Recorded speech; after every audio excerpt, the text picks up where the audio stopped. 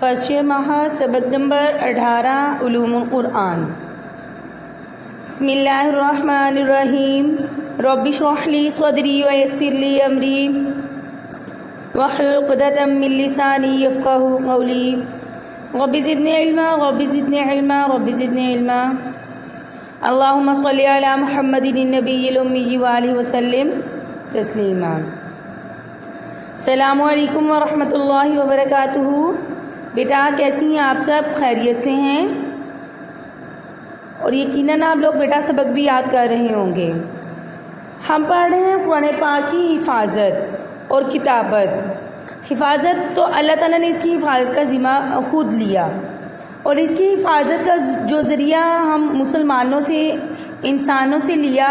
وہ ابتدا میں تھا حافظہ۔ صحابہ کرام کیا کر لیتے تھے؟ صرف یاد کر لیتے تھے، اور کچھ صحابہ کرام لکھ بھی لیا کرتے تھے۔ تو پہلے مرحلے میں ہم نے آپ صلی اللہ علیہ وسلم کے زمانے میں کتابت قرآن کے بارے میں پڑھا تھا۔ آج ہم نے حضرت ابوبکر صدیق کے عہد میں جمع قرآن یعنی دوسرا مرحلہ پڑھنا ہے۔ آپ صلی اللہ علیہ وسلم کے زمانے میں قرآن کریم کے جتنے نسخے لکھے گئے تھے ان کی کیفیت یہ تھی کہ یا تو وہ متفرق اشیاء پر لکھے ہوئے تھے، یعنی مختلف چیزوں پر لکھے ہوئے تھے، کوئی آئے چمڑے پر، کوئی درخت کے پتے پر، کوئی ہڈی پر، زیادہ مکمل نسخے نہیں تھے۔ کسی صحابی کے پاس ایک صورت لکھی ہوتی تو کسی کے پاس 10-5 صورتیں، اور کسی کے پاس صرف چند آیات، اور بعض صحابہ کے پاس آیات کے ساتھ تفسیری جملے بھی لکھے ہوئے تھے۔ اس بنا پر حضرت ابوبکر صدیق رضی اللہ نے اپنے عہد خلافت میں یہ ضروری سمجھا کہ قرآن کریم کے ان منتشر حصوں کو یکجا کر کے محفوظ کر دیا جائے۔ انہوں نے یہ کارنامہ جن محرکات کے تحت کیا اور جس طرح انجام دیا، اس کی تفصیل حضرت زید بن ثابت نے یہ بیان فرمائی کہ جنگ یمامہ کے فوراً بعد حضرت ابوبکر صدیق رضی اللہ نے ایک روز مجھے پیغام بھجوا کر بلوایا۔ میں ان کے پاس پہنچا تو وہاں حضرت عمر رضی اللہ بھی موجود تھے۔ حضرت ابوبکر رضی اللہ نے مجھ سے فرمایا کہ عمر نے ابھی آ کر مجھ سے یہ بات کہی ہے کہ جنگ یمامہ میں قرآن کریم کے حفاظ کی ایک بڑی جماعت شہید ہو گئی، اور اگر مختلف مقامات پر قرآن کریم کے حافظ اسی طرح شہید ہوتے رہے تو مجھے اندیشہ ہے کہ کہیں قرآن کریم کا ایک بڑا حصہ ناپید نہ ہو جائے، ختم نہ ہو جائے۔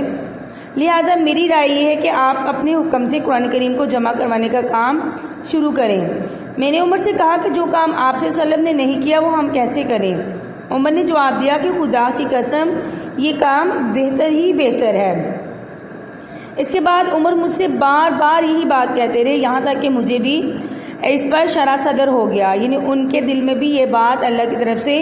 ڈال دی گئی، اور اب میری رائے بھی وہی ہے جو عمر کی ہے۔ اس کے بعد حضرت ابوبکر صدیق رضی اللہ نے مجھ سے فرمایا کہ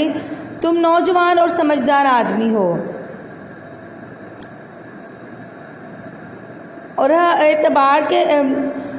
اور ہمیں تمہارے بارے میں کوئی بدگمانی نہیں ہے کہ تم رسول اللہ صلی اللہ علیہ وسلم کے سامنے بھی کتابت کا کام کرتے رہے ہو، لہٰذا تم قرآن کریم کی آیتوں کو تلاش کر کے انہیں جمع کرو۔ حضرت زید بن ثابت رضی اللہ فرماتے کہ خدا کی قسم اگر یہ حضرات مجھے کوئی پہاڑ کو ڈھونے کا، پہاڑ کو اس کی جگہ سے ہلانے کا حکم دیتے تو مجھ پر اس کا اتنا بوجھ نہ ہوتا کہ وہ پہاڑ کو اپنے اوپر لاد کر لے آئیں، تو کہتے مجھ پر اتنا بوجھ نہ ہوتا جتنا جمع قرآن کے کام کا ہوا۔ میں نے ان سے کہا کہ آپ وہ کام کیسے کر رہے ہیں جو آپ صلی اللہ علیہ وسلم نے نہیں کیا؟ حضرت ابوبکر صدیق رضی اللہ نے فرمایا خدا کی قسم یہ کام بہتر ہی بہتر ہے۔ اس کے بعد ابوبکر صدیق رضی اللہ مجھ سے بار بار یہی کہتے رہے، یہاں تک کہ اللہ تعالیٰ نے میرا سینہ اس رائے کے لیے کھول دیا۔ حضرت ابوبکر و عمر رضی اللہ کی رائے تھی، چنانچہ میں نے قرآن کریم کی آیات کو تلاش کرنا شروع کیا، اور کھجور کی شاخوں، پتھر کی تختیوں اور لوگوں کے سینوں سے قرآن کریم کو جمع کیا۔ اس موقع پر جمع قرآن کے سلسلے میں حضرت زید بن ثابت رضی اللہ کے طریقہ کار کو اچھی طرح سمجھ لینا چاہیے۔ جیسا کہ آپ نے پہلے پڑھا کہ وہ خود کیا تھے؟ حافظ قرآن تھے، لہٰذا وہ اپنی یادداشت سے پورا قرآن لکھ سکتے تھے۔ ان کے علاوہ بھی سینکڑوں حفاظ اس وقت موجود تھے، ان کی ایک جماعت بنا کر بھی قرآن کریم کو لکھا جا سکتا تھا۔ نیز قرآن کریم کے جو مکمل نسخے آپ صلی اللہ علیہ وسلم کے زمانہ میں لکھے لیے گئے تھے، حضرت زید رضی اللہ ان سے بھی قرآن کریم نقل فرما سکتے تھے، لیکن انہوں نے احتیاط کے پیش نظر ان میں سے صرف کسی ایک طریقے پر اکتفا نہیں فرمایا، بلکہ ان تمام ذرائع سے بیک وقت کام لے کر اس وقت تک کوئی آیت اپنے صحیفوں میں درج نہیں کی جب تک اس کے متواتر ہونے کی تحریر زبانی شہادتیں نہیں مل گئیں۔ اس کے علاوہ آپ صلی اللہ علیہ وسلم نے قرآن کریم کی جو آیات اپنی نگرانی میں لکھوائیں وہ مختلف صحابہ کرام کے پاس محفوظ تھیں۔ حضرت زید رضی اللہ نے انہیں یکجا فرمایا تاکہ نیا نسخہ ان سے ہی نقل کیا جائے۔ چنانچہ یہ اعلان عام کر دیا گیا کہ جس شخص کے پاس قرآن کریم کی کوئی بھی آیت لکھی ہوئی موجود ہے وہ حضرت زید رضی اللہ کے پاس لے آئے، اور جب کوئی شخص ان کے پاس قرآن کریم کی کوئی لکھی ہوئی آیت لے کر آتا تو وہ مندرجہ ذیل 4 طریقوں سے اس کی تصدیق کرتے، یعنی انہوں نے خود سے یا اپنے جو ان کو وہ حافظ تھے اپنی یادداشت سے قرآن پاک کو نہیں لکھ لیا، بلکہ انہوں نے عام مسلمانوں کو بھی جمع کیا، عام مسلمانوں سے بھی قرآن پاک اکٹھا کیا جو آپ صلی اللہ علیہ وسلم کے زمانہ میں نسخے لکھے گئے، اس سے بھی مدد لی، اور یہ 4 طریقے تھے جن کے ذریعے وہ اگر کوئی آیت لے کر آتا تو وہ آیت قابل قبول کرتے۔ سب سے پہلے اپنی یادداشت سے اس کی توثیق کرتے، پھر حضرت عمر بھی حافظ قرآن تھے، اور روایات سے ثابت ہے کہ حضرت ابو بکر نے ان کو بھی اس کام میں حضرت زید کے ساتھ لگا دیا تھا، اور جب کوئی شخص کوئی آیت لے کر آتا تو حضرت زید حضرت عمر رضی اللہ دونوں مشترک طور پر اسے وصول کرتے، لہذا حضرت زید کے علاوہ حضرت عمر بھی حافظہ سے اپنی حافظے سے کیا کرتے، اس کی توثیق فرماتے۔ نمبر 3، اگر کوئی لکھی ہوئی آیت لے کر آتا تو وہ آیت اس وقت تک قبول نہ کی جاتی جب تک 2 قابل اعتبار گواہوں نے اس بات کی گواہی نہ دے دی ہو، یعنی آیت جو لکھی ہوئی لاتا اس پر 2 گواہ لے کر آتے جو گواہی دیتے ہیں کہ یہ آیت آپ صلی اللہ علیہ وسلم کے سامنے لکھی گئی تھی۔ علامہ سیوطی رحمۃ اللہ فرماتے ہیں کہ بظاہر یہ گواہیاں اس بات پر لی جاتی تھیں کہ یہ لکھی ہوئی آیت آپ صلی اللہ علیہ وسلم کی وفات کے سال آپ صلی اللہ علیہ وسلم پر پیش کر دی گئی تھی، اور آپ نے اس بات کی تصدیق فرما دی تھی کہ یہ حروف 7 کے مطابق ہے جن پر قرآن کریم نازل ہوا۔ علامہ سیوطی کی اس بات کی تائید متعدد روایات سے بھی ہوتی ہے۔ نمبر 4، اس کے بعد ان لکھی ہوئی آیتوں کا ان مجموعوں کے ساتھ مقابلہ کیا جاتا جو مختلف صحابہ کرام نے تیار کر رکھے تھے۔ امام ابو شامہ فرماتے ہیں کہ اس طریقہ کار کا مقصد یہ تھا کہ قرآن کریم کی کتابت میں زیادہ سے زیادہ احتیاط سے کام لیا جائے، اور صرف حافظے پر اکتفا کرنے کی بجائے بعینی ان آیات سے نقل کیا جائے جو آپ صلی اللہ علیہ وسلم کے سامنے لکھی گئی تھیں، یعنی یہ جتنی بھی انہوں نے اصول بنائے یہ صرف احتیاط کے طور پر تھا کہ احتیاطاً زیادہ سے زیادہ کیا کیا جائے، احتیاط سے کام لیا جائے۔ حضرت ابو بکر رضی اللہ کے زمانہ میں جمع قرآن کا یہ طریقہ ذہن میں رہے تو حضرت زید بن ثابت کے اس ارشاد کا مطلب اچھی طرح سمجھ میں آ سکتا ہے کہ سورۃ براءہ کہ یہ آخری آیات لقد جاءکم رسول من انفسکم سے آخر تک مجھے فرماتے کہ مجھے صرف حضرت ابو خزیمہ کے پاس ملی، ان کے سوا کسی اور کے پاس نہیں ملی۔ اس کا مطلب یہ ہرگز نہیں کہ یہ آیتیں صرف حضرت ابو خزیمہ کے پاس تھیں اور کسی اور کو ان کے علاوہ یاد نہیں تھیں، یا کسی اور کے پاس لکھی ہوئی نہ تھیں، اور نہ ان کے سوا کسی کو ان کا جزء قرآن ہونا معلوم نہ تھا، بلکہ مطلب یہ تھا کہ جو لوگ آپ صلی اللہ علیہ وسلم کی لکھی ہوئی تحریریں اور متفرق آیتیں لے کر آ رہے تھے، ان میں سے یہ آیتیں سوائے حضرت خزیمہ کے پاس، یعنی حضرت خزیمہ کے علاوہ اور کسی کے پاس نہیں تھیں، ورنہ جہاں تک ان آیات کا جزء قرآن ہونے کا تعلق ہے یہ بات تواتر کے ساتھ سب کو معلوم ہے۔ اول تو جن سینکڑوں حفاظ کو پورا قرآن کریم یاد تھا انہیں یہ آیات بھی یاد تھیں۔ دوسرے آیات قرآن کے جو مکمل مجموعے مختلف صحابہ نے تیار کیے تھے ان میں بھی یہ آیت لکھی ہوئی تھی، لیکن چونکہ حضرت زید بن ثابت نے مزید احتیاط کے لیے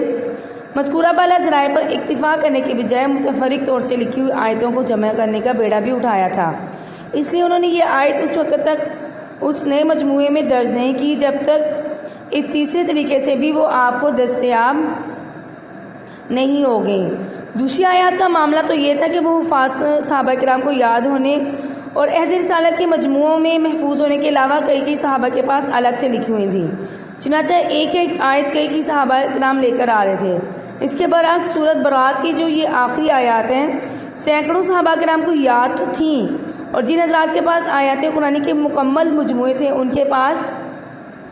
لکھی ہوئی بھی تھیں، لیکن آپ صلی اللہ علیہ وسلم کی نگرانی میں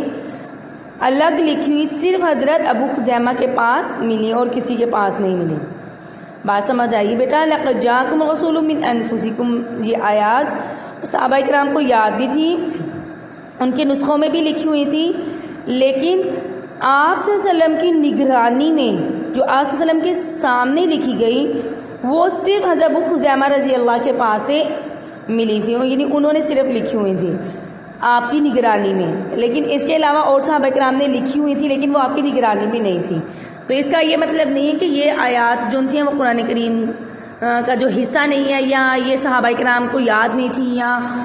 ان کے پاس لکھی ہوئی نہیں تھی، لکھی ہوئی بھی تھیں، یاد بھی تھیں۔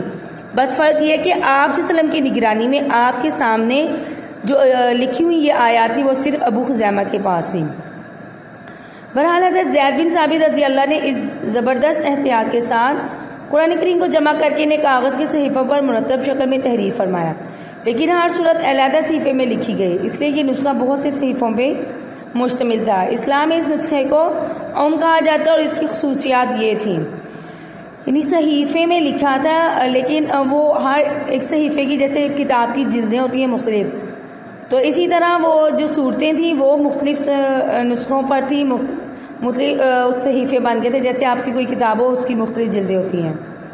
اس نسخے کی خصوصیات یہ ہیں کہ اس نسخہ میں آیات قرآنی تو آپ صلی اللہ علیہ وسلم کی بتائی ہوئی ترتیب کے مطابق ہی مرتب تھی، لیکن صورتیں مرتب نہ تھیں، ہر صورت الگ الگ لکھی ہوئی تھی۔ اس نسخہ میں 7 حروف جمع تھے۔ نمبر 3، یہ نسخہ خط ہیری میں لکھا گیا تھا، اس میں صرف وہ آیتیں درج کی گئیں جن کی تلاوت منسوخ نہیں ہوئی تھی۔ اس کو لکھوانے کا مقصد یہ تھا کہ ایک مرتبہ نسخہ تمام امت کی اجماعی تصدیق کے ساتھ تیار ہو جائے تاکہ ضرورت پڑنے پر اس کی طرف رجوع کیا جا سکے۔ حضرت ابوبکر صدیق رضی اللہ کی جمع قرآن سے متعلق یہ تفصیلات ذہن میں رہیں تو اس روایت کا مطلب بھی اچھی طرح سمجھ میں آ جاتا ہے، جس میں بیان کیا گیا کہ آپ صلی اللہ علیہ وسلم کی وفات کے فوراً بعد حضرت علی نے قرآن کریم جمع کر لیا تھا، اس لیے کہ جہاں تک آیت قرآن کے انفرادی مجموعوں کا تعلق ہے وہ صرف حضرت علی ہی کے پاس نہیں بلکہ اور بھی متعدد صحابہ کرام نے تیار کر رکھے تھے، لیکن ایسا معیاری نسخہ جو پوری امت کی اجماعی تصدیق سے مرتب ہو، اجماعی تصدیق سے لکھا گیا ہو، وہ سب سے پہلے حضرت ابوبکر صدیق رضی اللہ نے تیار کروایا۔ حضرت ابوبکر صدیق رضی اللہ کے لکھوائے ہوئے یہ صحیفے آپ کی حیات میں آپ کے پاس رہے، پھر حضرت عمر رضی اللہ کے پاس رہے، پھر عمر کی شہادت کے بعد ان کی وصیت کے مطابق انہیں ام المؤمنین حضرت حفصہ رضی اللہ کے پاس منتقل کر دیا گیا۔ پھر مروان بن حکم یعنی عثمانی دور نے اپنے حدیث حکومت میں حضرت حفصہ سے یہ صحیفے طلب کیے تو انہوں نے دینے سے انکار کر دیا، یہاں تک کہ جب حضرت حفصہ کی وفات ہوگی تو مروان نے وہ صحیفے منگوائے اور انہیں اس خیال سے نظر آتش کر دیا گیا کہ اب اس بات پر اجماع امت یعنی اجماع منعقد ہو چکا ہے، رسم الخط اور ترتیب سور یعنی صورتوں کی ترتیب ساری مکمل ہو گئی ہے، اور صورتوں کی ترتیب کے لحاظ عثمان غنی رضی اللہ کے تیار کرائے ہوئے مصاحف کی اتباع لازمی ہے، اور کوئی ایسا نسخہ باقی نہ رہنا چاہیے جو ان کے رسم الخط اور ترتیب کے خلاف ہو، اس لیے انہوں نے وہ نسخہ کیا کر دیا، نظر آتش کر دیا۔ یہ تھا دوسرا مرحلہ کتابت قرآن حضرت ابوبکر صدیق کے دور میں۔ تو بیٹا آپ نے اس کو اچھی طرح یاد کرنا ہے، اس کو سمجھ کے یاد کیجیے گا، انشاءاللہ آسان سی باتیں ہیں جو آپ کو جلدی انشاءاللہ یاد ہو جائیں گی۔ اپنا خیال رکھیے گا، دعاؤں میں یاد رکھنا۔ اللہ حافظ، فی امان اللہ۔